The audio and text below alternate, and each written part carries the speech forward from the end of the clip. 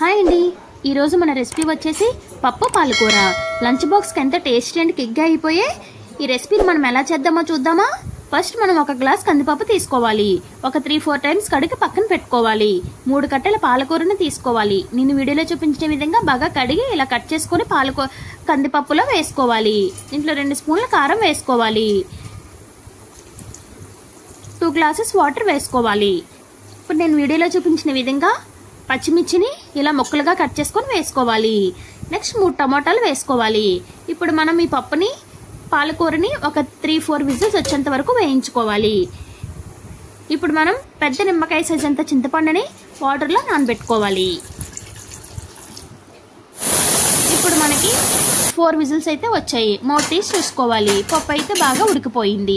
ఇప్పుడు దీన్ని మనం పప్పు గుత్తితో బాగా స్మాష్ చేసుకోవాలి.